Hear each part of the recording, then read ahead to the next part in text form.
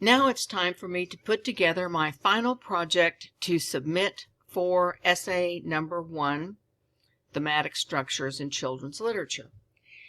I made a decision to go with images not from the original book, but from the movie versions. And I did that because I like the colorful images, and I made a decision to go that way. So just to show you a couple quick things, I created an image folder that I'll show you. So each time I looked for images, I saved them to this folder on my desktop, and I was able to add them. And as you go through your educational career, when you write an essay, if images and charts and graphs are allowed, then of course if it was a longer essay, I'd have all kinds of images and graphs and charts and things. I also want to say that I realize that I do this for a living, and to let you know that if this was a different subject matter and I had to solve an equation, for instance, some kind of mathematical equation like this, I would not have a clue. But this is my wheelhouse, and so let's take a look at the essay that I have ready, and I want to point out a few things to you as I go through how the essay is written. As I told you before, I made a decision to create this essay with a focus on not only the idea of friendship, but the idea of friends who are in trouble and who need help. And I made a decision to go with images from different film adaptations, so that means that the images here, with the exception of a couple that I'll show you in a second, are going to be in this same color scheme. I can use any title image that I like, and then I gave it a subtitle. You don't have to. And I simply followed my outline and wrote the sentences as I showed in my outline. And I went with one of the title, there are many title covers that I could have chosen, but I went with this one. I think it's a nice example. Now remember, my first sentence is where I relate this to myself, to my own life, and I'm going to be referring to this later on in the essay. And then I underlined my thesis statement. Let's pause here just a moment and take a look at that thesis statement where I mentioned the broad thematic structure and then the narrow theme by the proverb, a friend in need is a friend indeed. Now I have a transition statement that's going to lead to the next section, which is the definition section. First, I'm going to talk about Mark Twain. I have some nice quotes.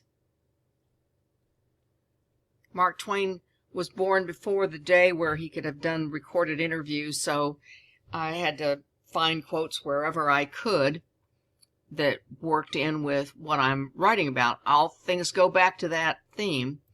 I found this great picture of Mark Twain when he was a young man. I could have showed the more traditional pictures of him when he was older, but since I'm talking about his life and his friendships and how they are reflected in what he wrote, I wanted to find an image of him when he was younger. And remember, I do not need to cite images, not for our purposes for this essay. Next, I have that area that relies on professional opinion about this theme.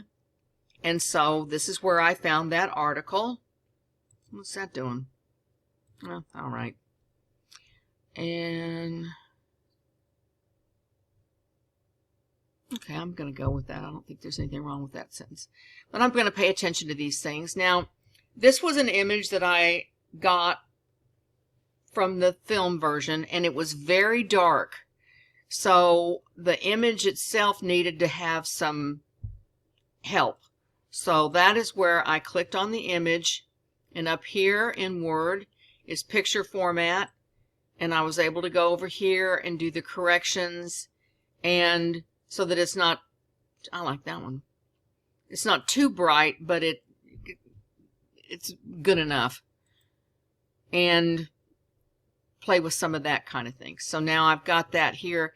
It's a bit larger than some of the other images, but I think the composition is important for the point that I'm making here, which is the risk that Huckleberry Finn takes to help this man in need who becomes his dear friend, and he declares, I'm not going to do anything but be a great friend to him, and if I have to, then all right, I'll go to hell. And this goes on with the focused. And now I want to show you how I included a quote that's a little bit longer. And if it's a quote that's longer, then you can see that what I did is go up here, and for that section, I go up here and I make that single spaced. Then when I return to the, and when it's set apart like that, that's when the citation goes outside the quotation marks. Then I return to the margin because that's not the end of the paragraph, and I carry on back to double spacing. And then to format the picture, I go over here and I mark on position, and that's how I create the toggles to move the image where I'd like the image to be so that it can not just be stuck there. Do you see that? We don't want this to happen. We want it to be tucked in nicely. So I moved around and manipulated it till I got it where I wanted it to be. Now, the thing is, I'm going to go down right next and I'm going to show an example of Huckleberry Finn also taking a stand for a friend. And I selected this picture. I went to the video trailer and I paused the trailer where I wanted it to show this wonderful, beautiful friendship. And then I created a screenshot of that frame of the trailer and then did the same correction process, and on we go.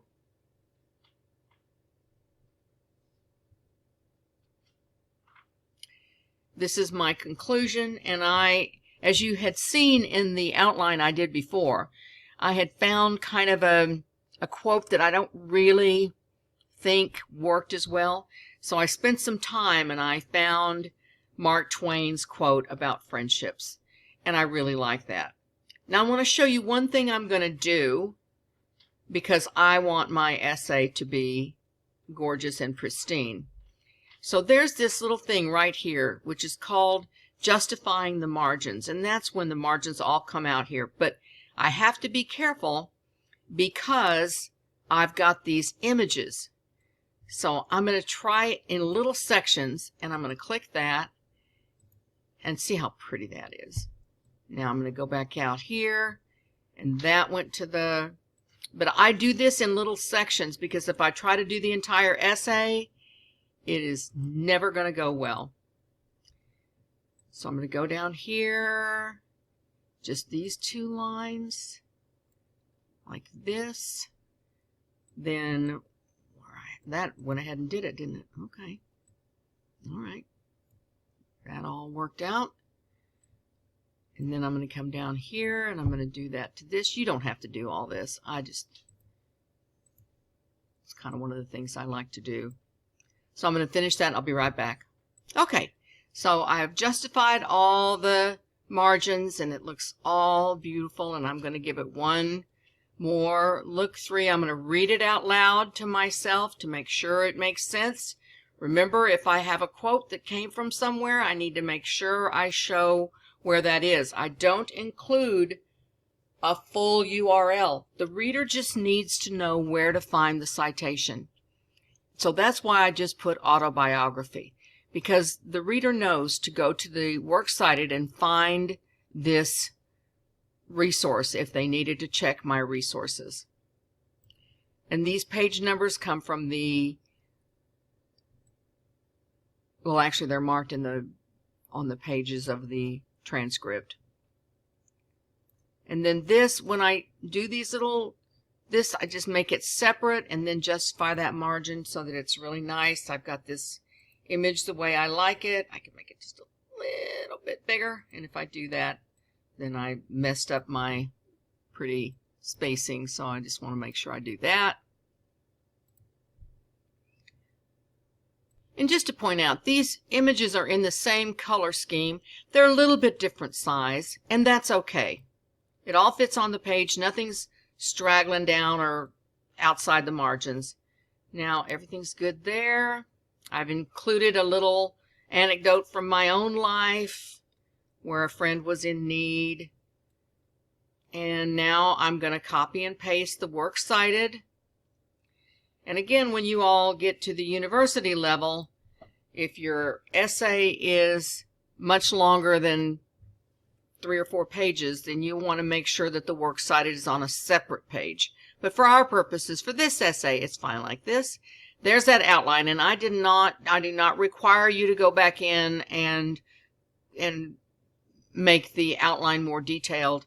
I just want you to use it for the writing of your essay.